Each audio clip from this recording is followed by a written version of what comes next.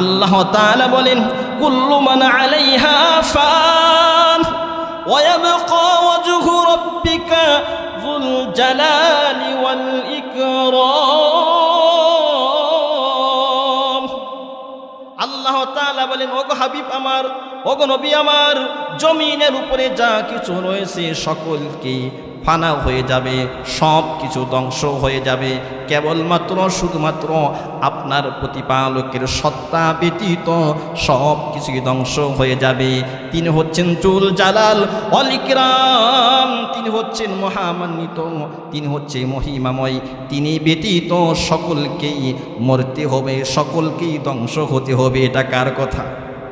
একটু আওয়াজ করে বলেন এটা কার কথা? ও প্রিয় ভাইরা আমার, ও বন্দান গ্রামের মানুষ, ও গাজীপুরের মানুষরা ভালো করে শুনুন, সকলকেই মরতে হবে।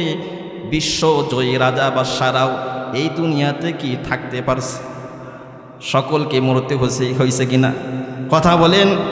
সকলকেই মরতে হয়েছে, কেউ পালাইতে পারে নাই। পালাইবার প্রিয় ভাইরা আমার, চাই সে মুসলমান হোক, অমুসলমান হোক, হিন্দু হোক, বৌদ্ধ হোক, খ্রিস্টান হোক, যেই ধর্মের যেই বর্ণের হোক না কেন, সকল মানুষ এ কথা স্বীকার করে নিয়েছে একদিন পৃথিবী ছেড়ে, দুনিয়া ছেড়ে, এই সুন্দর দুনিয়া ছেড়ে পরকালে কবর দেশে চলে যেতে হবে। কথা বলে।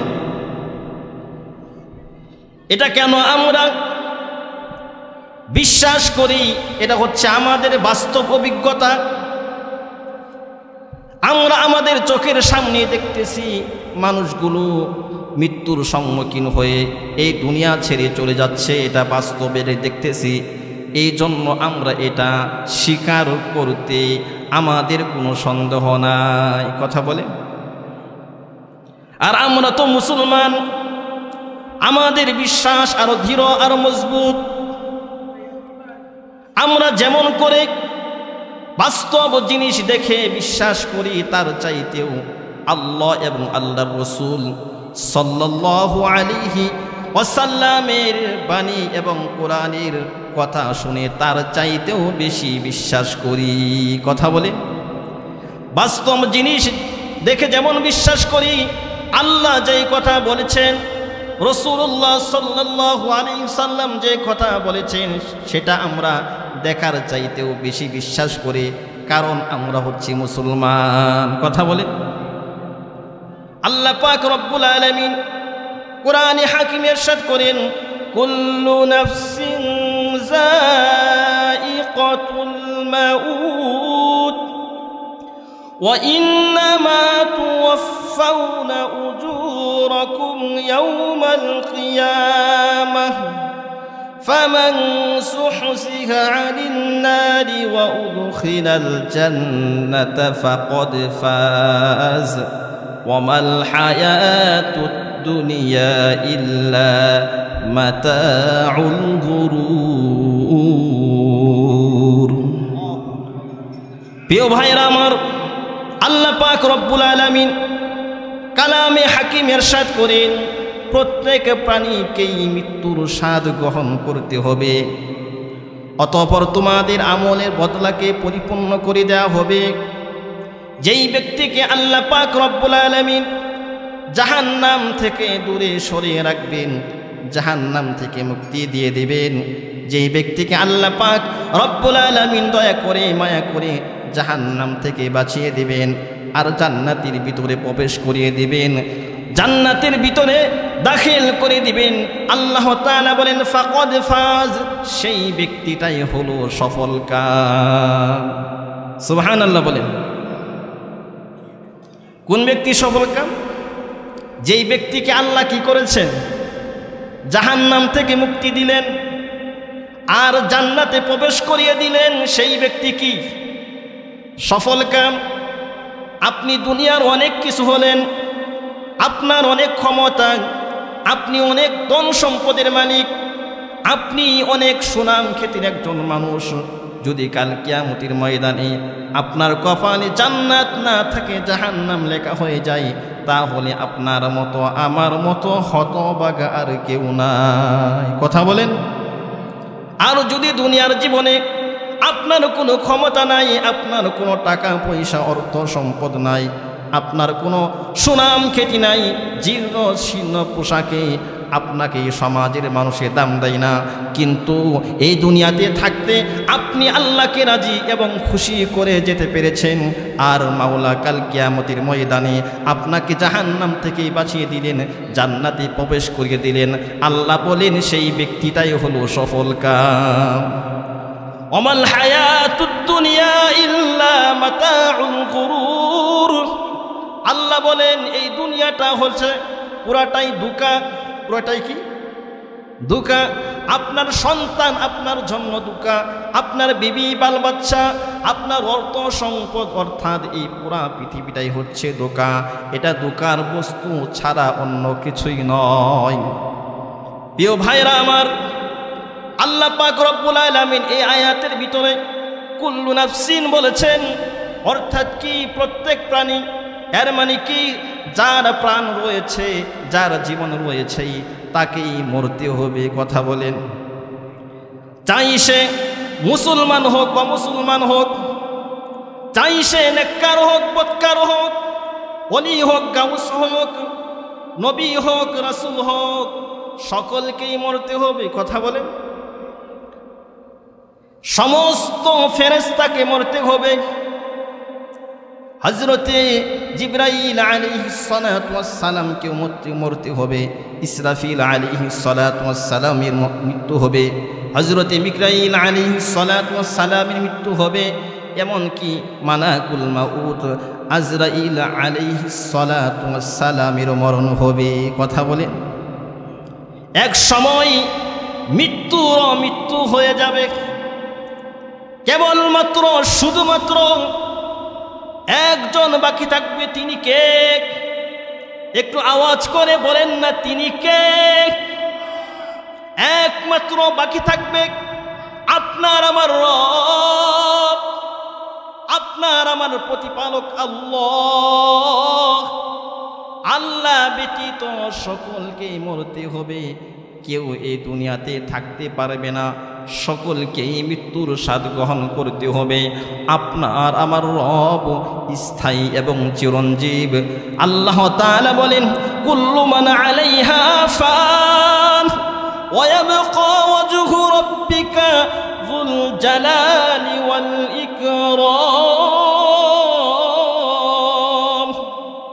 আল্লাহ তাআলা বলেন, ওগো হাবিব আমার, ওগো নবী আমার, জমিনের উপরে যা কিছু রয়েছে সকলকে ফানা হয়ে যাবে, সব কিছু ধ্বংস হয়ে যাবে, কেবলমাত্র শুধুমাত্র আপনার প্রতিপালকের সত্তা ব্যতীত সব কিছুই ধ্বংস হয়ে যাবে। তিনি হচ্ছেন জুল জালাল ওয়াল ইকরাম, তিনি হচ্ছেন মহামান্বিত, তিনি হচ্ছে মহিমাময়। তিনি ব্যতীত সকলকেই মরতে হবে, সকলকেই ধ্বংস হতে হবে। এটা কার কথা? একটু আওয়াজ করে বলেন, এটা কার কথা? ও প্রিয় ভাইরা আমার, ও বন্দান গ্রামের মানুষ, ও গাজীপুরের মানুষরা, ভালো করে শুনুন, সকলকেই মরতে হবে। বিশ্ব জয়ী রাজা বাদশারাও এই দুনিয়াতে কি থাকতে পারছে? সকলকে মরতে হয়েছে কিনা? কথা বলেন, সকলকেই মরতে হয়েছে, কেউ পালাইতে পারে নাই, পালাইবার জায়গাও নাই।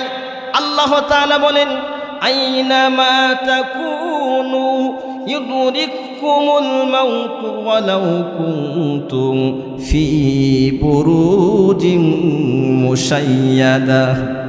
আল্লাহ তাআলা বলেন, তুমি যেখানেই থাকো না কেন, মৃত্যু কিন্তু তোমাকে পাকড়াও করবে। তুমি যেখানেই থাকো না কেন ও বান্দা, মৃত্যু সেখানে গিয়ে তোমাকে পেয়ে বসবে, তোমাকে পালানোর সুযোগ দেবে না। যদিও বান্দা, ও বান্দা, যদিও মজবুত প্রাচীরের ভিতরে, মজবুত দুর্গের ভিতরে পালায়ন করো, সেখানে গিয়েও তোমাকে মৃত্যু পাকড়াও করবে, সেখানে গিয়েও মৃত্যু তোমাকে ধরে বসবে। এটা কার কথা? পালাইতে পারবেন? পালানোর কোনো জায়গা থাকবে না। যেখানে আপনি পালান না কেন সেখানেও মৃত্যু আপনাকে পাকড়াও করবেন। আল্লাহ তাআলা অন্যত্র বলেন, কুল ইন্নাল মাউতাল্লাযী তাফিররুনা মিনহু ফাইন্নাহু মুলাকীকুম সুম্মা তুরাদ্দুনা ইলা আলিমিল গায়বি ওয়াশ শাহাদাতি ফায়ুনাব্বিউকুম বিমা কুনতুম তা'মালুন। আল্লাহ তাআলা বলেন, ওগো নবী আমার, ওগো হাবিব আমার, যারা মৃত্যু থেকে পলায়ন করতে চায় তাদেরকে আপনি বলে দিন, যদিও তোমরা মৃত্যু থেকে পলায়ন করতে চাও, মৃত্যু কিন্তু তোমাদের সাথে মুখোমুখি হবে, মৃত্যু তোমাদের সাথে সাক্ষাৎ করবে। এটা কার কথা?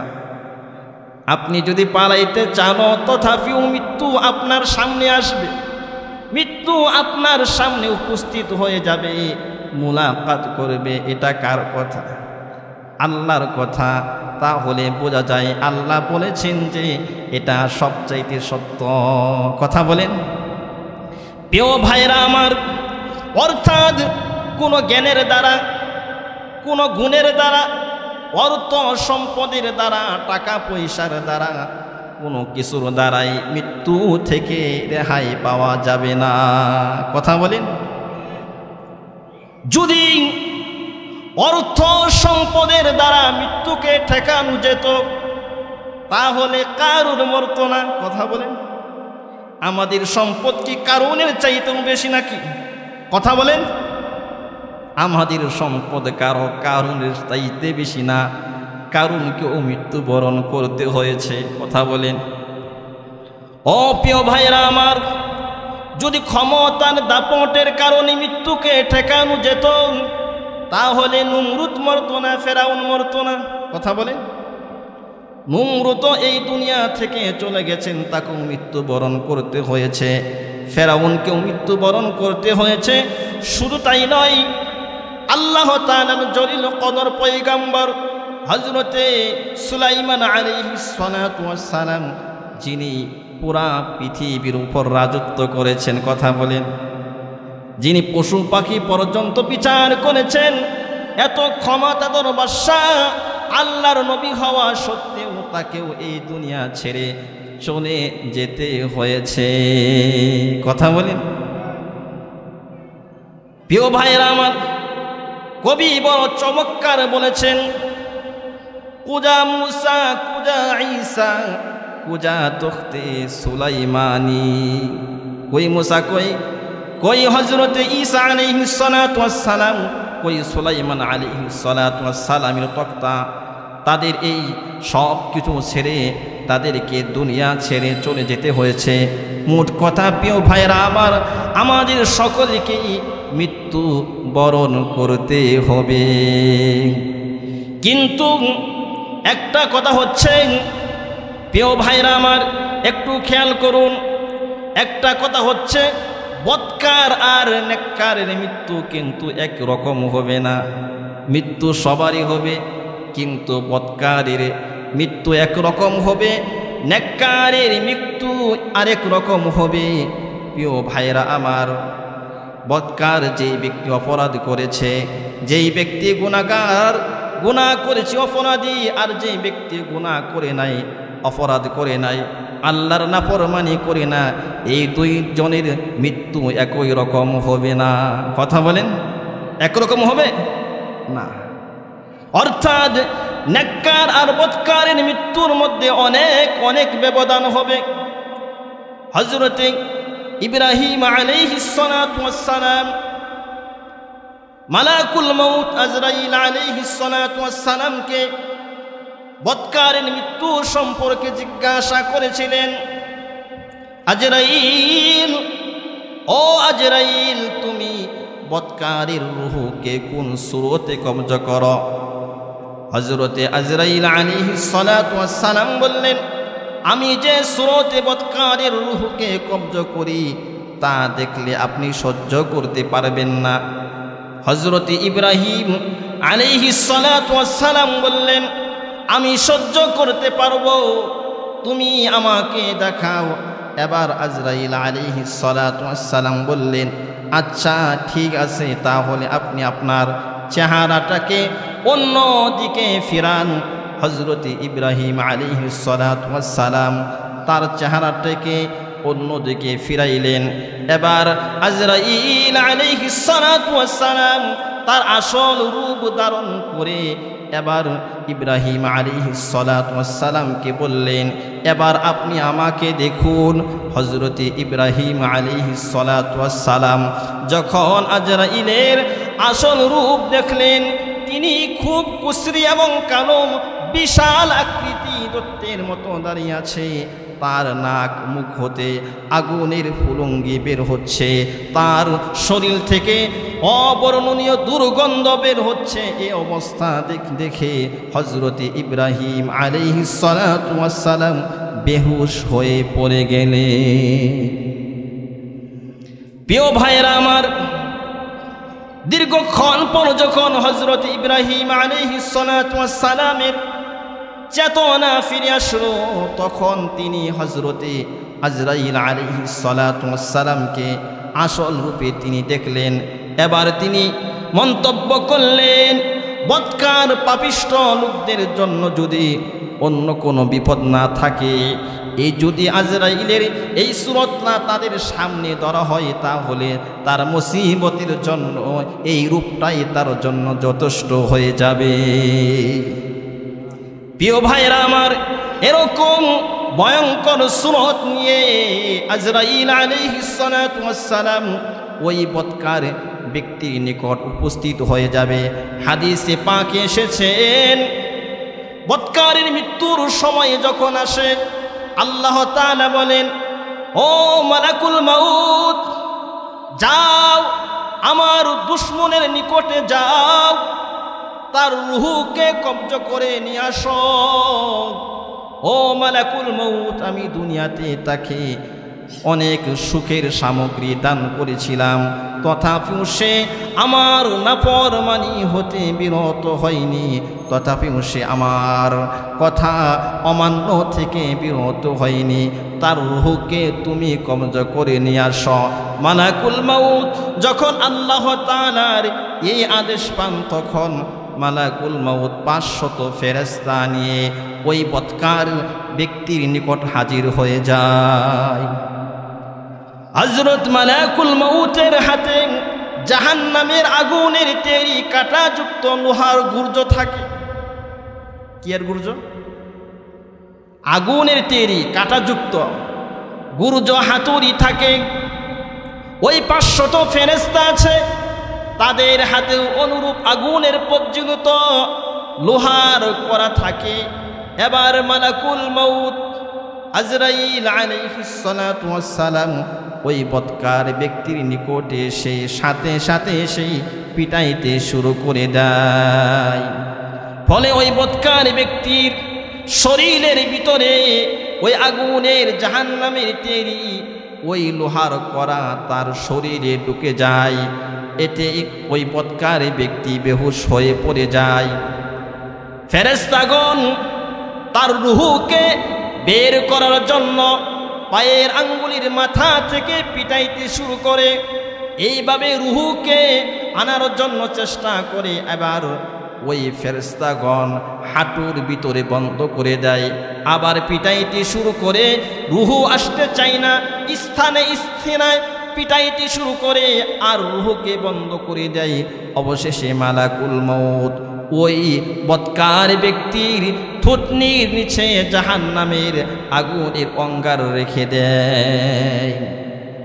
তার উপরে মালাকুল মাউত বলে, হে অভিশপ্ত রূহ, বের হয় এবং জাহান্নামের দিকে চল। ওই রূহ বের হতে চায় না। মালাকুল মাউত এরকম শাস্তি দিয়ে, কষ্ট দিয়ে ওই বদকার ব্যক্তির শরীর থেকে রূহকে বের করে আনেন। প্রিয় ভাইরা আমার, এরকম শাস্তি আর কষ্ট ওই বদকার ব্যক্তিকে দেয়। প্রিয় ভাইরা আমার, যখন ওই বদকার ব্যক্তিকে কবরে রাখা হয়, কোথায়? কবরে রাখা হয়। যখন কবরে রাখা হয়, তখন ওই কবরের ভিতরে 2 জন ফেরেশতা আছে। কয়জন? 2 জন। একজন হলো মুনকার, আরেকজন হলো নাকির। এই দুইজন ফেরেশতা এসে ওই বৎকার ব্যক্তিকে জিজ্ঞাসা করে মার রব্বুকা, তোমার রবকে। তারপরে আরেকটি প্রশ্ন করে মা দিনুকা, তোমার দিন কি। আরেকটি প্রশ্ন করেন ওমান নাবিকা, তোমার নাবিকে। অর্থাৎ এই তিনটা প্রশ্ন যখন ওই দুইজন ফেরেশতা এসে করে, এবার সেই ব্যক্তি কি জবাব দিবে? দুনিয়াতে রবকে চেনার জন্য তো কোনো চেষ্টা করেনি, রবকে চিনবে, রবের পথে চলবে, সেই চেষ্টা সে করে নাই। এবার সে কিভাবে রবের পরিচয় দিবে? রবের পরিচয় সে দিতে পারবে না, যেহেতু সে দিন ইসলামের পথে চলে নাই। ধর্মকে সে নিজের জীবন যাপনের পথে বাধা মনে করেছে। কিভাবে সে দিন ইসলামের পরিচয় দিবে? সে যেহেতু মুহাম্মদ সাল্লাল্লাহু আলাইহি ওয়াসাল্লামের আদর্শ অনুযায়ী, সার সুন্নত অনুযায়ী যেহেতু তার জীবনকে পরিচালিত করে নাই, সে কিভাবে নবীজির পরিচয় দিবে? সে রবের পরিচয় দিতে পারবে না, সে তার ধর্মের পরিচয় দিতে পারবে না, সে তার নবীর পরিচয় দিতে পারবে না। শুধু একটা জবাব বলবে, সেই জবাবটা হলো হা হা লা আদরি, হায় আফসোস, হায় আফসোস, আমি কিছুই জানি না, আমি কিছুই জানি না। এই কথা বলে শুন, কি বলবে? আমি কিছুই জানি না, আমি কিছুই জানি না, হায় আফসোস, হায় আফসোস করতে থাকবে। এবার বৎকার ব্যক্তির সামনে আল্লাহ পাক রব্বুল আলামিন জান্নাতকে তুলে ধরবে। সে জান্নাতের নাজ নিয়ামত দেখতে থাকবে। ওই জান্নাতের দিকে সে রূপাতুর হয়ে যাবে, আকৃষ্ট হয়ে যাবে। এবার এই সময় আল্লাহ পাক রব্বুল আলামিন ওই জান্নাতের বন্ধ করে দিবে। এবার ফেরেশতারা বলবে, হে হতভাগা, তোর জন্য আল্লাহ পাক রব্বুল আলামিন এই জান্নাত রেখে দিয়েছিলেন, এই জান্নাতের নাজ নিয়ামত তোর জন্য আল্লাহ রেখেছিল।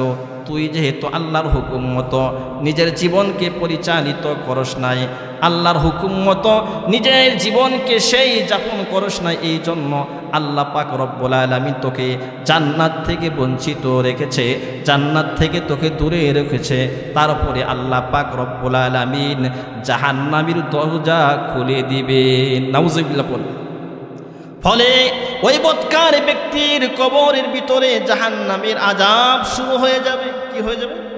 জাহান্নামের আযাব শুরু হয়ে যাবে। প্রিয় ভাইরা আমার, জাহান্নামের আযাব ওই বৎকার ব্যক্তির কবরে শুরু হয়ে যাবে। উপরে আগুন, নিচে আগুন, চতুর্দিকে আগুন আর আগুন। তার কবরের ভিতরে জাহান্নামের আগুন ধাউ দাউ করে জ্বলতে থাকবে। প্রিয় ভাইরা আমার, আমাদের সকলের প্রথম মঞ্জিলের নাম কি? কথা বলেন একটু। প্রথম মঞ্জিলের নাম কি? কবর। আমাদের সকলকে কবরে যেতে হবে। কবরে কি হয় আমরা কোনোদিন দেখেছি? কথা বলে, কবরে কি হয় আমরা কোনোদিন শুনি নাই, দেখি নাই। কিন্তু আমাদের প্যারা নবী মুহাম্মাদুর রাসূলুল্লাহ সাল্লাল্লাহু আলাইহি ওয়াসাল্লাম আমাদেরকে সংবাদ দিয়ে গেছে। কথা বলে, দিছেন কিনা? নবীজির দেওয়া সংবাদ আমাদের দেখার চেয়ে বেশি বাস্তব, বেশি সত্য।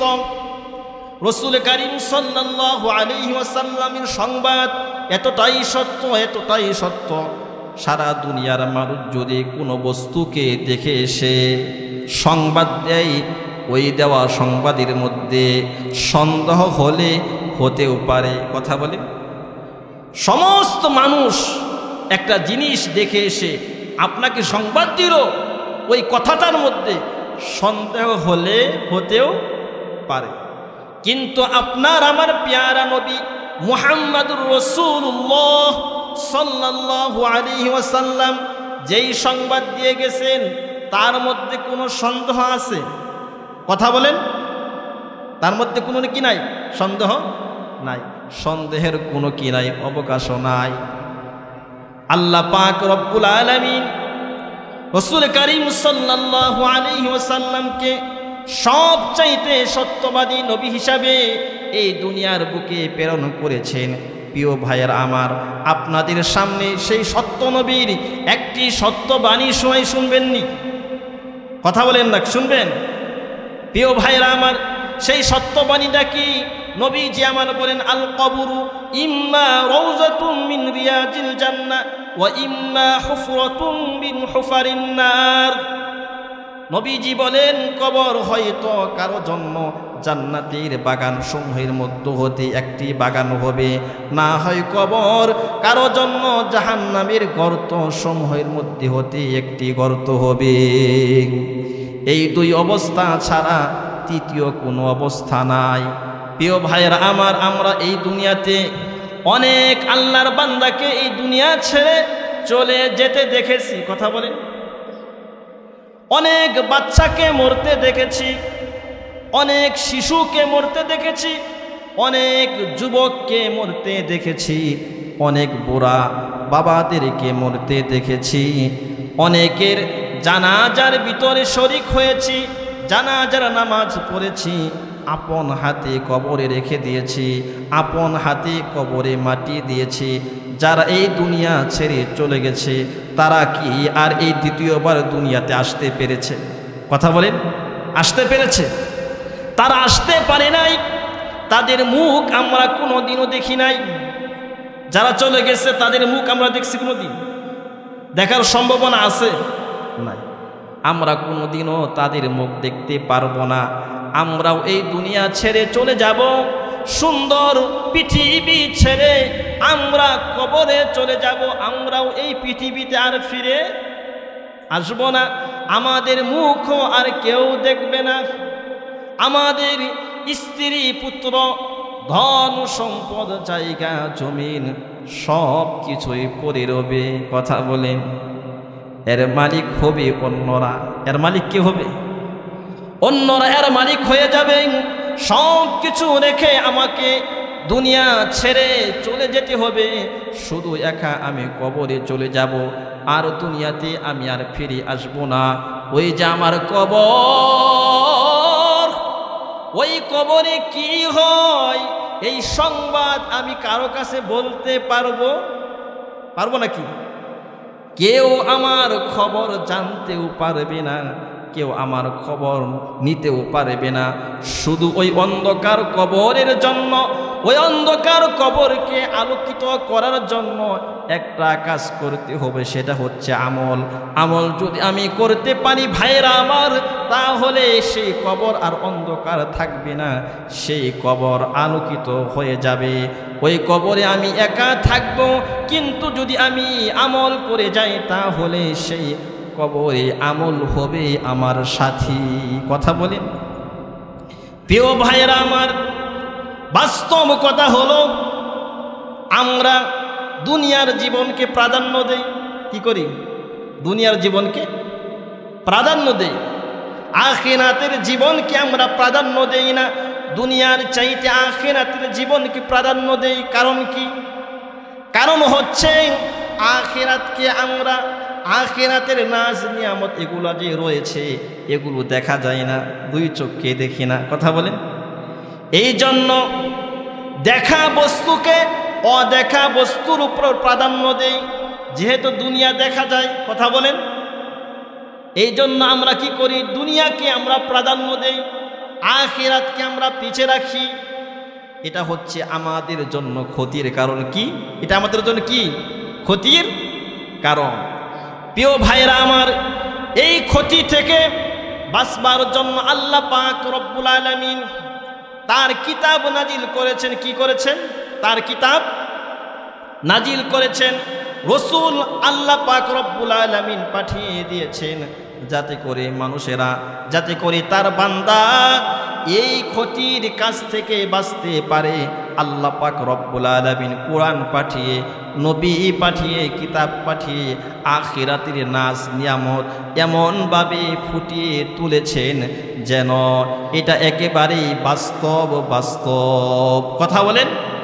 আখিরাতের কথাগুলো, আখিরাতের নাজ নিয়ামত এমনভাবে আল্লাহর হাবিব সাল্লাল্লাহু আলাইহি সাল্লাম আমাদেরকে বলেছেন। কোরআনে পাক আখিরাতের কথাগুলো এমনভাবে বলেছেন যেন এগুলো একেবারে সামনে। কথা বলেন। প্রিয় ভাইরা আমার, আল্লাহ পাক রব্বুল আলামিন বলেন বাল তুসিরুনাল হায়াতাদ দুনিয়া ওয়াল আখিরাতু খায়রুম ওয়া আবকা। আল্লাহ তাআলা বলেন, বান্দা তোমরা তো দুনিয়ার জীবনকে, পার্থিব জীবনকে তোমরা প্রাধান্য দাও, অথচ আখিরাত হলো উত্তম এবং স্থায়ী।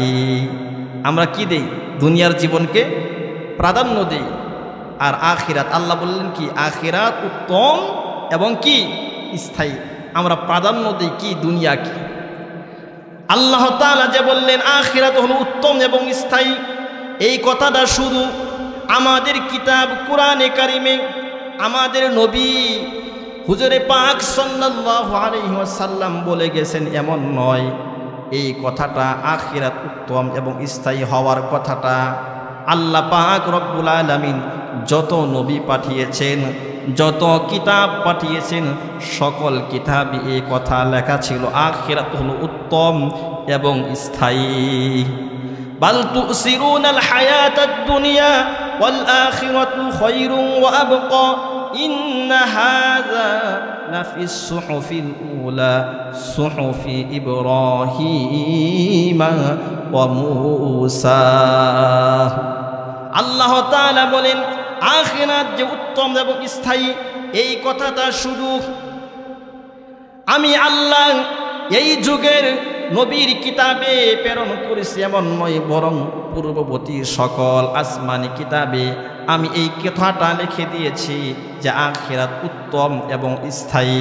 হযরতে ইব্রাহিম আলাইহিস সালাতু ওয়াস সালাম এবং হযরতে মূসা আলাইহিস সালাতু ওয়াস সালামের সহিফার মধ্যেও এই কথা লেখা ছিল আখিরাত উত্তম এবং স্থায়ী।